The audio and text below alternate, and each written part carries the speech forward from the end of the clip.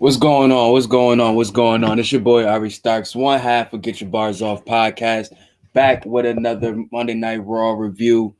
You see who I got in the chats today, man. What's going on? What's going on, man? Yeah, what's going on, Joe, bro? Like you already know, I'm working always, bro. I'm always up working. But yeah, man, we started this show off tonight with a little joint from TLC. Now we're on the road for TLC. We're on the road to TLC, so it's Christmas season. I thought I started off with one of the best Christmas songs ever, man. Sleigh Ride, TLC. You know what I'm saying? You already know what it is. But we on the road. We on the road. We on the road. But man, it was a pretty all right show tonight, man. We get basically on the gears of, like I said, TLC. We already got our fallout from Survivor Series. Drew McIntyre was back tonight. We got a lot of things. We got the triple threat for the number one contendership. We had Randy's response to the Fiend. We had a lot of things to get the wheels turning for this fourth quarter of I guess the last part of this year of the WWE calendar year, I guess, or if you want to say so.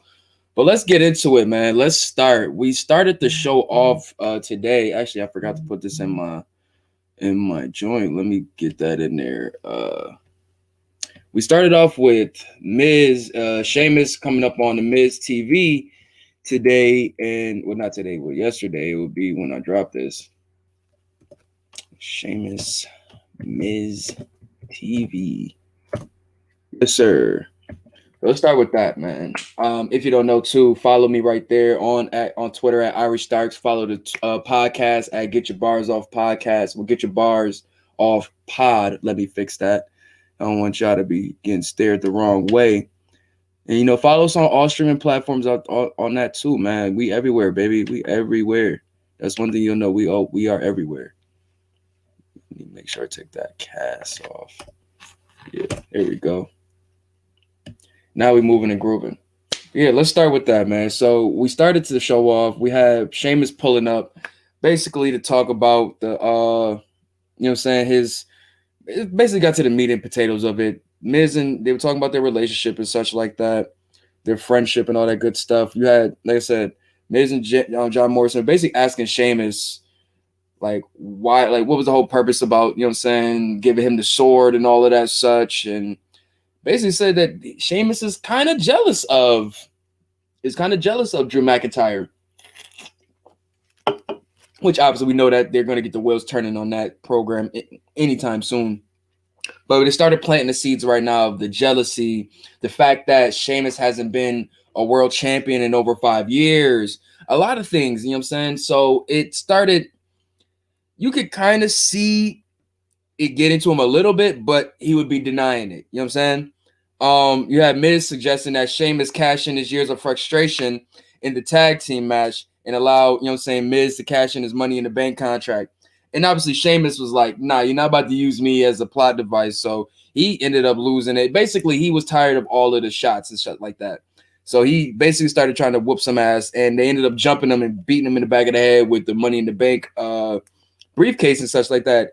McIntyre and Sheamus, ended up, I think, did Sheamus end up hitting? I think we went to commercial or something like that right after that. Then we see Sheamus in the back talking to Drew Mac, and Drew is basically laughing about the situation, saying it was pretty funny to see it happen to him. I get it's more so on the fact that Drew doesn't take Miz or Morrison serious. So the fact that even Sheamus got whooped up by them is funny to Drew.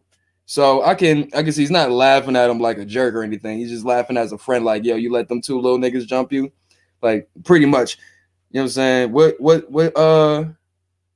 What my man saying? Baby boy, I got jumped by some little niggas. Like, just like that, bro. That's all that situation was. But that obviously leads to the tag match later tonight between Drew Mac with the cheese and Sheamus versus Miz and Morrison. We'll get into that right after. But let's get to the meat and potatoes of this joint, man. AJ Styles versus Drew McIntyre at TLC. Didn't I tell y'all? I mean, what else was it left to do? Like, who you gonna pick two new dudes over your pit bull? Like, trust me, I love Keith Lee and Riddle just like the next dude. You know what I'm saying? But it's just, come on, AJ Styles hasn't been in the title picture since his year-long reign. Like, if I'm wrong, you know what I'm saying? If he had a little shot in between there, I'll stand corrected. But anything of note, like, nah, he hasn't been in that picture since he lost it. You know what I'm saying? I mean, given so, like, bro had it for a whole year, but come on, it's AJ Styles at the end of the day. And so now we finally got him back in the picture. I'm with it, man. I'm really happy about this. I think this is something good. I don't see AJ taking the title, but if you want to continue on with great feuds and great matches that Drew has been giving us, you know what I'm saying, during his reign, then AJ Styles is the next guy to go with, especially on Raw. And it's not like he don't got Riddle and Keith Lee in the tuck waiting, you know what I'm saying, to have a great match. So it's nothing wrong with going with AJ for the first choice. Just going off let's just go through their specific night, just AJ Styles and Drew Mac with the cheese. So we had Riddle. We had Styles going over Riddle and Keith Lee tonight in the triple threat sudden death match. Basically, he ended it with the phenomenal forearm. The early stages of the match basically was Keith Lee taking it over. Like the majority of the match was based around him, just really utilizing his strength, his athleticism. He had a great spot where he Irish whipped them and he did the jump. He hopped right over both of them, like literally hopped over both of them. I thought that was amazing. Like the belly to bellies. He had so many great spots during this match that is just like anytime you see him in a match, win or lose, he makes himself look great. He definitely does make himself look great. Yeah, obviously, Riddle and AJ were going to get some shots in there during the match, but like I said, majority of this match was really trying to take down the big dude and then go from there. But Keith Lee just ain't your average big dude, so it's hard as fuck to take him down. But like I said, Riddle and Styles had moments. You had a good moment in the match where they were trying to do a corner spot and Riddle came through and had Keith Lee in a powerbomb position. But obviously, his back gave out, but I think Riddle definitely could have pulled off that powerbomb. But that was some dope little spots to see there. What else did we have during this match? Oh, let's see, blah, blah, blah. Throwing his opponents around the ring, the leapfrogging both simultaneously. Oh, yeah, so pretty much later in the match, you had Riddle and Lee got into a striking exchange. That was dope. Riddle ended up knocking Lee from the ring, and as soon as Lee, you know what I'm saying, got down, you had Styles waiting in the cut with the phenomenal forearm. Bong! Hits him with the joint. Hits Lee with the no, who did he hit with it? Yeah, he hit Riddle with the joint for the win and to secure the W. I'm kind of happy that he didn't. He pinned Riddle instead of Lee. Just coming off the little comments I seen that AJ Styles said that it would be people basically are wild and saying that Keith Lee would just, you know what I'm saying, smoke AJ. When in reality, like, come on, look at the size, but AJ's a legend. Like, I'm not about to do him like that. You know what I'm saying? Keith Lee is amazing, but AJ Styles probably could definitely wrestle circles around Keith Lee. He has the resume to prove it. You know what I'm saying? That's all. That's no slight to Keith Lee at all. Not at all. But yeah, dope match. Especially for it to be a TV match. See what scissors, bro? Especially for a TV match, this definitely is like pay-per-view style type matches. Like, especially these dudes' caliber to get this in the third hour, to beginning of the third hour too. Like, I thought this was going to close the show, to be honest with you, but they definitely needed to get that third hour up, and this match started exactly at like 9:50 on the dot. This match started, so they definitely wanted to get those third hour numbers up because they definitely been going up and down. You know what I'm saying? More so down these past couple weeks, but I think this match definitely could have helped. We'll see. You know what I'm saying? Tomorrow when later today when the joints drop. But like I said, hopefully it did its job because that was a good match. I'm saying if it did or did not, but you know what I'm saying, I'm happy I got to see a good match on TV like that. So we had that going down, blah, blah, blah. We got Styles versus McIntyre for TLC. We'll see Keith Lee later in the show, but later in that joint, I think after the match, you had Riddle linking up with not linking, but MVP pulling up on Riddle and basically just wanted to, kick him while he's down. But obviously Riddle was like, well, shoot, bro, at least I got a shot. You know what I'm saying? You cost your man's the whole title shot, which I'm still confused as why we haven't seen nothing from that. Obviously, I mean, Lashley should have been pissed, but it's WWE. They push it to the side all the time. You know what I'm saying?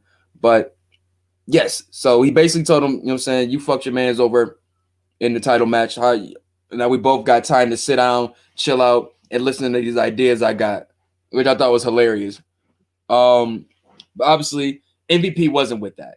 MVP wasn't with it, sets him up, you know what I'm saying? Lashley blindsides him and starts to put the beats on him. I think I don't know if I was talking with my man's last week, but I definitely believe this is all gearing up just to get that title on Riddle. And I mean, it's no slight against Lashley.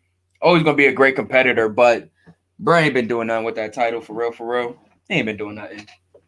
Like, I like him with Hurt Business. It was good to see him finally get it, but he ain't been doing nothing with it for real. I don't know if it's can't even say comp, or maybe it's just, I don't know, man. I really don't know what it is with Lashley. Like, he's mildly boring as a character, but I never looked for him to be a super like talkative dude. That's never been him. That's why MVP is there, but I don't know. It's just not clicking with me for him with the title. Riddle would definitely do wonders with that title. So definitely can't wait to see that. What else we had? So like I said, we had the tag match later that night with Drew Mack and Sheamus versus Miz and Morrison, with them going over in that match, obviously. Come on. But it happens because of disqualification.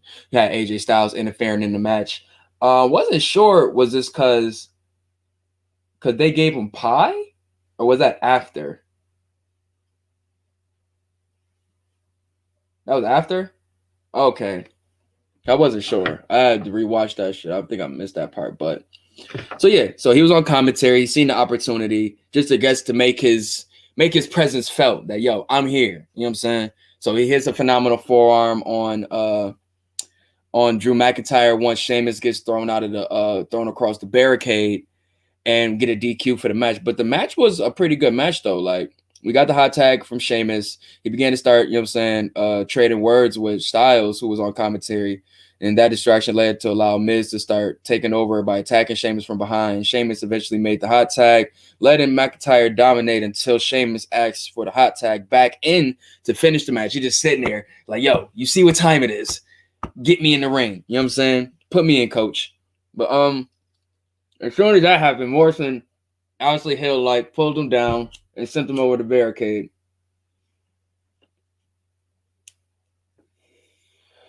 Sorry, y'all. This biscotti, this should be having me. It tastes so good. Biscotti, yada. Don't nobody still be out here stealing my song now. But what else happened? Sent over the barricade. Phenomenal forearm for the disqualification. Obviously, Miz was tight. He wanted to get that W on both of them, just to, you know what I'm saying? Miz doesn't want to look like a pussy to none of these dudes, so he needs some W's against these dudes. So where did I straight go? Wow.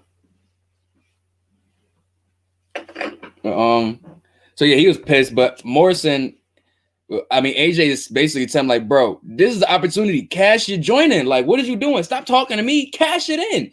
And like, he was actually giving the briefcase to the ref for Miz, and Miz like, fam, what is you doing? It's my case. You don't be doing that. You wildin'. Chill out, my guy. But anyways, he starts basically reasoning to Miz like, bro, this is the opportunity to do such. Sends Morrison to hit the Starship Pain on McIntyre. Then Miz hits the Skull Crusher finale. And while they're about to, you know what I'm saying, trying to hand the shit in and get the match going, McIntyre gets up, Claymores, fucks all the shit up. I love it. You know what I'm saying? I love to see a failed cash in done right, I guess, if that makes sense. So that was over. You see McIntyre and Styles about to link up. But as soon as he does, you know what I'm saying, almost pulls AJ over the rope and just has him over his shoulder. And AJ, the pit bull he is still barking at Drew Mac. And it is so fucking hilarious. That shit was just a funny way to close the show out. So we had that. I'm like I said, definitely ready for that joint. What else we had that was lit for this? AJ, I said Randy versus the Fiend. Not Randy versus, but Randy and the Fiend and Alexa Bliss, all of that nature, that whole thing to actually start the show. So this was a good segment, man. I called it right on the tail end, but it was really the best part of it, obviously. And he basically says, "I think I found Bray's weakness, and it might be you, and it is you, whatever." And I mean, who weakness isn't a woman at these times? You know what I'm saying? Like, Alexa's must be every monster or whatever dude weakness in WWE. She's Braun's weakness and the Fiend's weakness. She might be the Zelina Vega of monsters in WWE. We just don't know it. You know what I'm saying? But they start having an exchange as such. Basically, she's recapping Orton losing to AJ Styles last week. Pardon me. Say Orton basically to ask himself why the Fiend interfered to help cause the match. And Orton said he had a lot in common with the Fiend, but they're different because the Fiend wears his pain on the outside, but Orton bottles his up inside and helps him blend in. And while they both hear voices, the Fiend hears Orton's voices. And Orton said he found Bray's weakness in 2017 when he burned it to the ground. And now he needs to do the same thing. Now he needs to do the same to the Fiend. And then that's when he turned to Bliss and said, you know what I'm saying, I think I found a weakness. And obviously we've seen through this whole Fiend Alexa Bliss program, he definitely has a soft spot for her. And Bliss started asking him back if the voices in her head might be telling him lies. And it was a really good setup, man. It was a really good. Then you start seeing lights go out. They both saying, like, you see what I mean? Like, which was good. Like, I really liked this segment. I thought it was really cool, man. Alexa Bliss wasn't like too overacting or nothing like that. I liked her like somber voice to be like, nah, do you know what's going on right now, family? Like it was a dope little segment. Then we finally had the Fiend pull up, lights go out. Next thing you see the lights on, Alexa Bliss is in Randy's arms, and the Fiend is kind of like he's kind of at, you know what I'm saying, I won't say at odds, but it's kind of like confused. He doesn't know what to do right now. Do I attack her? Do I save her? All of that nature, basically babyface Fiend shit. But to be honest, when we all, I always thought a Fiend's weakness was crack, but then again, I guess it's whites, the white girl. Badoom. Yo, but nah, son. Like I said, dope segment, man. Randy always, if anybody's gonna get the betterment of the Fiend, it gotta be Randy. You know what I'm saying? It definitely gotta be Randy. So if anything, I gotta give it for making the Fiend look like a simp right there. I gotta give him a player from the Himalayas moment right there. Most definitely. Shout out Randy, man. You got the Fiend out here looking like a simp, simping on that simp sauce. For real. You feel me? But yeah, he basically saying like, man, who's laughing now? Like I thought that was dope, man. And for it to be so short, they definitely told the story pretty quickly and got the wheels turning for me. Really dope, man. Really dope. Lots of good callbacks and such like that. My thing is, I just hope that they learn the mistakes from their last feud and can take it to another level. That's all I hope. I really hope we get another Firefly Funhouse match. Like, I really do hope we get that. I think Randy will have a ball with that shit. Man, obviously, like I said, this is kind of good. I guess we could finally start seeing more character depth to the Fiend. Like, okay, we got it. He was super strong. He can destroy anything at any given moment. But now let's start seeing the depth to the Fiend. Like, we start, even when any horror movie with any type of monster or creature or any of that nature, it's some sort of depth to them. Something, you know what I'm saying? even if it's Jason or Michael Myers, fucking the Texas Jigsaw. I mean, not Texas Chainsaw Massacre dude, like Leatherface. Like, it's always some type of depth where you can like you can. What was it? What part was it? I think it was one of the older Texas Chainsaw Massacre. I don't know if it was one or two, but it was a part in the movie where basically the victim was trying to talk to Leatherface, and it was one of the moments, like the typical moment where it's like he has the little bit of weakness for the girl and such like that. It's one of those moments, and I think every monster should have a character development of sort like that, just because if you're just gonna have him run roughshod across the whole WWE, then he'll be champion forever. You know what I'm saying? But like I say, he has to have some type of weakness.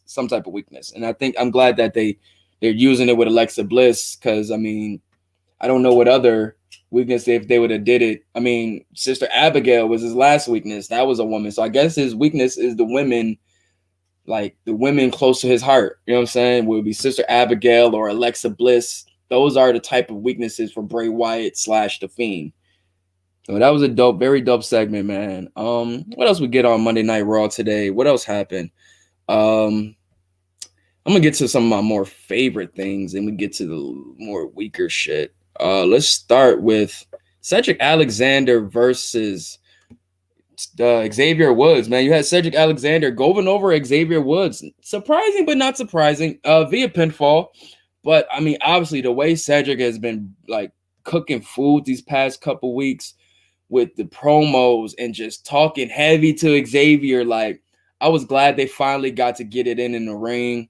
If anybody knows me, man, I'm a big Xavier Woods fan. I've been pushing for him to get like just not even a singles run, just put him in some singles matches. Let him show his shit. Like we've seen everybody else in singles matches. Let's see some more from Xavier Woods. And anytime we get it, I'm always excited to see it because he's such a great wrestler.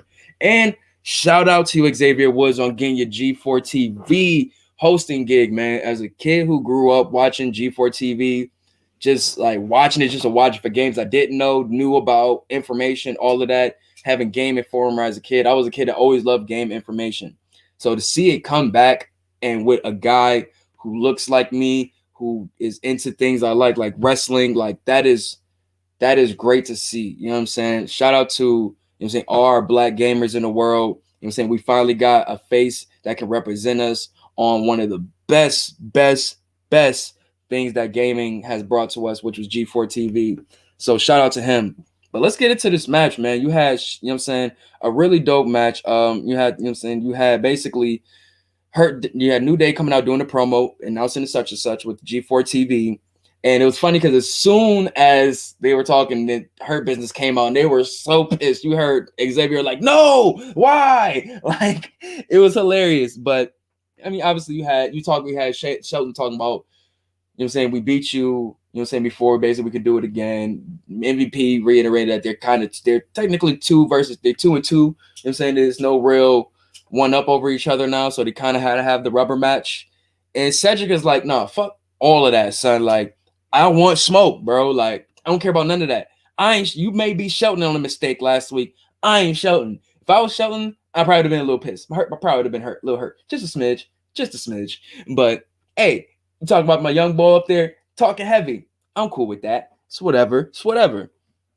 But man, dope match, man. Great little spots like the multiple chops that Xavier was giving them. The dope power bomb into the suplex sequence that they had. Man, it was a lot of great spots in this match. Dope wrestling between these dudes, man. Hopefully we can see another match between these guys another week, man, because I'm really loving these two dudes' intensity with each other. But like I said, you had Cedric Alexander going over with the lumbar check and a very, very surprising win, man.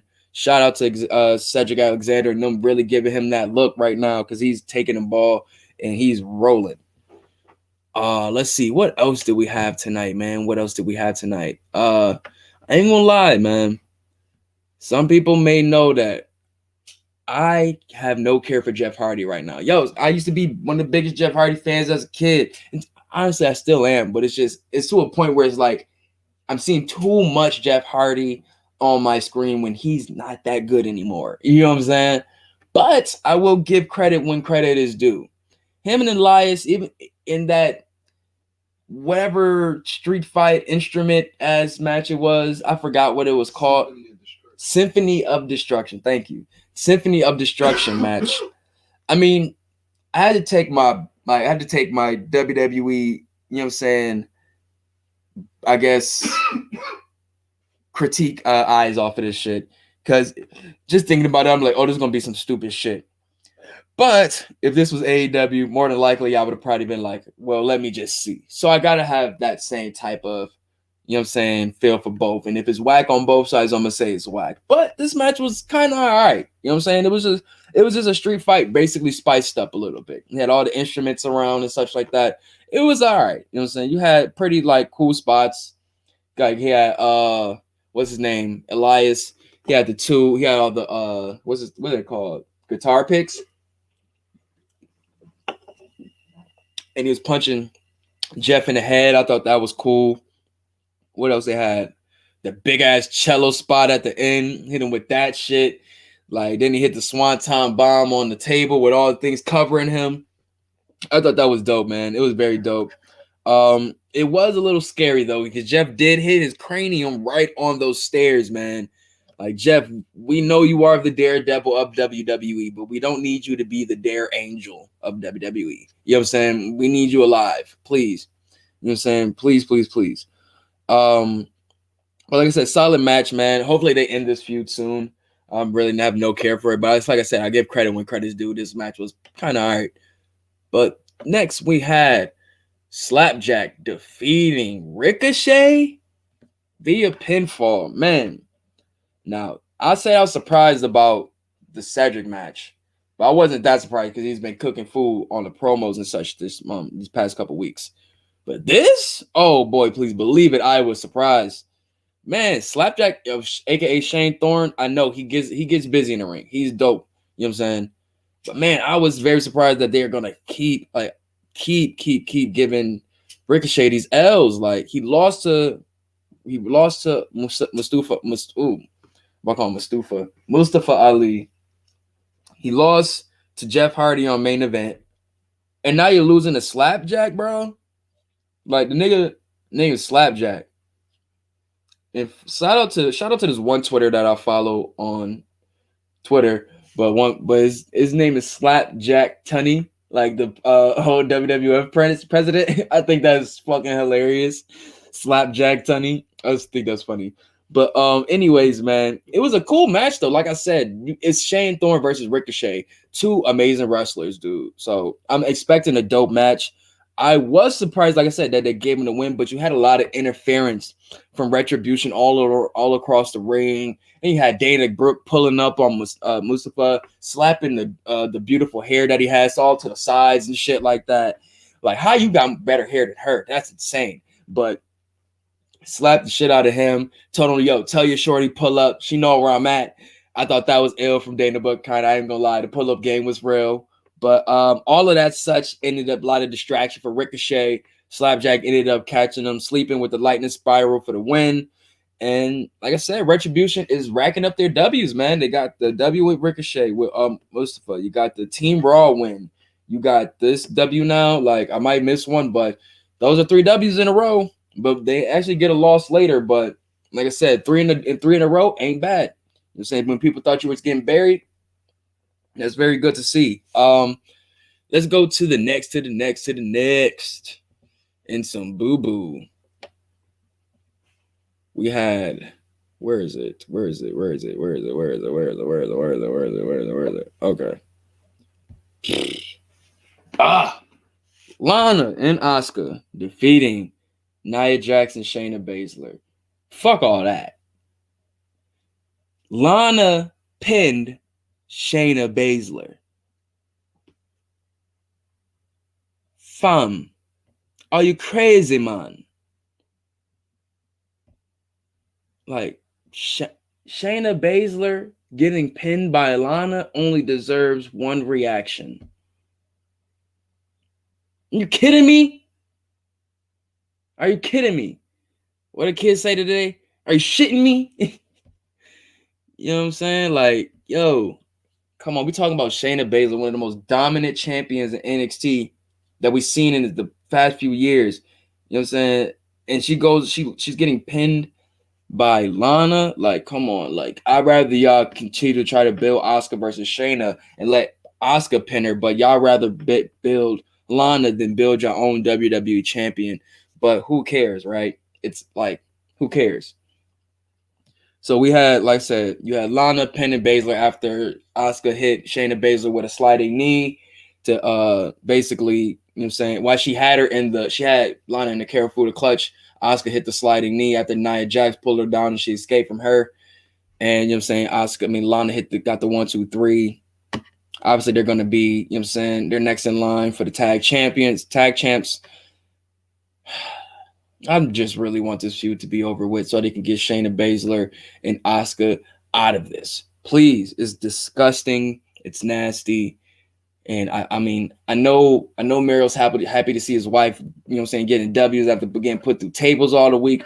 But man, y'all could put that on main event. I don't need that on Monday Night Raw. I really don't. Like, I really don't. Especially when you got wrestlers like Nikki Cross just sitting in the cut. Like, I don't need this.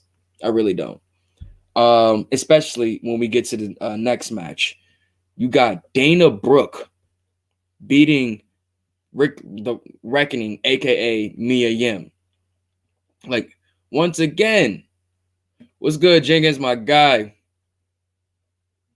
Yo, you had Dana Brooke beating Reckoning, aka Mia Yim. If it don't get no reaction, it's gonna get one. Are you fucking shitting me? Dana Brooke is basura. Like, yo, we not about to do that to Mia Yim, fam. Like, Mia Yim is definitely, like, out of all the people who've been trying to get it rocking, like, I've been needing Mia Yim to get it rocking on the women, bro. Like, what is the point of us bringing her on the main stage if she ain't doing nothing? All she doing is just being a side act, bro, with Retribution. In the one moment where she shows some real, like, okay, I can move on my own and whoop some ass in this division, fucks Dana Brooke out, takes her out of the match, and she loses the match when she faces her, like, get the fuck out of here. We know me and Yim can cook food, bro. Like, we not about to be out here having her lose to Dana Brooke. Like, that was crazy with a roll-up pin at that. Like, come on. Obviously, we had interference in the match. Like, we had Ali get on the apron. You know what I'm saying? Brooke avoided the boot from Reckoning off the distraction and such like that. But still, like, you had Ali yelling at Brooke saying there's no failure in Retribution, saying that she failed him after Brooke embarrassed him later that night and such. But, earlier in the night. But like I said, all of that such just to give Dana Brooke a win over a faction that y'all brought here was supposed to be building up. Like, man, if you don't get Dana Brooke the fuck out of my face, fam, like, that shit was boo-boo. Boo-boo. Like, man. But like I said, pretty all right show today. Yesterday.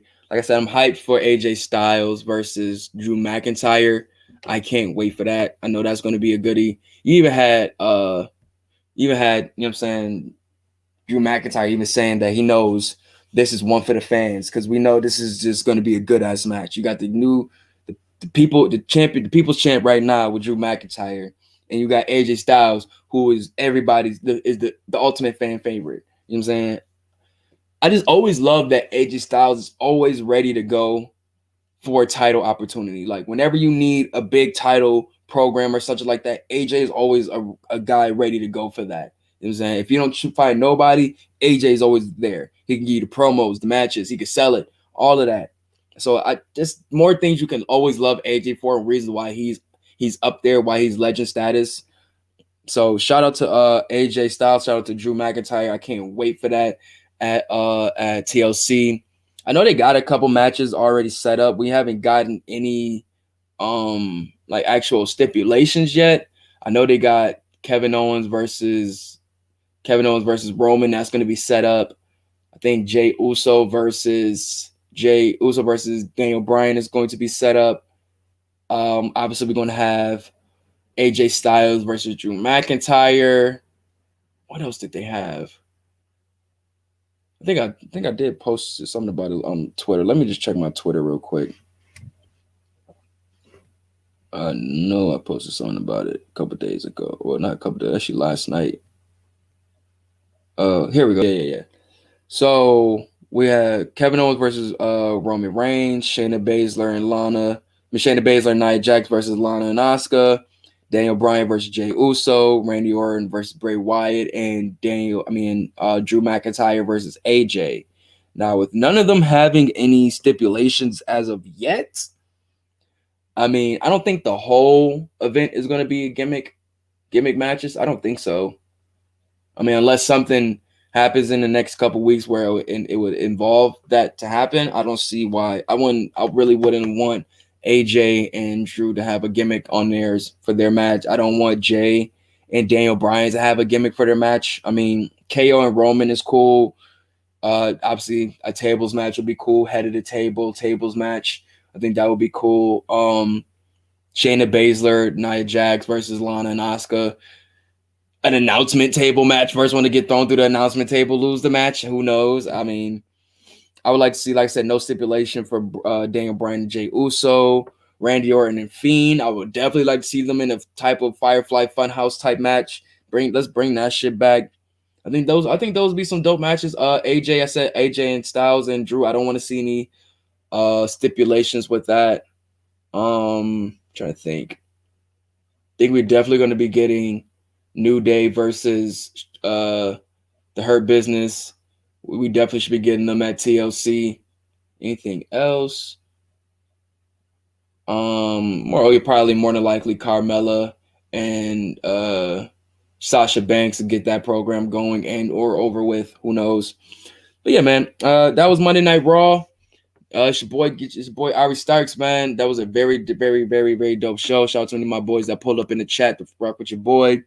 But once again, man, follow us on podcast on all streaming platforms. That's Apple, Spotify. Matter of fact, let me move this off here real quick. You can see that. You see that joint at the bottom.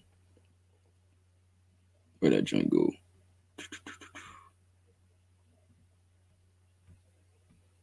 Yeah, like I said, follow us at Get Your Bars Off Podcast on YouTube, on Spotify, on Apple.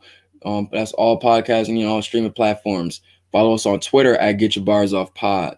Follow me on Twitter at Arri Starks. Follow my boy Loso at _marketable1. We're gonna be recording and dropping the podcast on Friday, so be in tune for that. We've got a lot of stuff to talk about, new music, new battles. You know what I'm saying? More wrestling. We're probably gonna be talking about with some Wednesday night wrestling too. Omega versus Jon Moxley is coming up this Wednesday. Can't wait for that. You already know my boy Omega is taking that title, boy. It's up. But I can't wait for that to break that down. But yeah, man, like I said, follow us everywhere, man. I'm out this joint.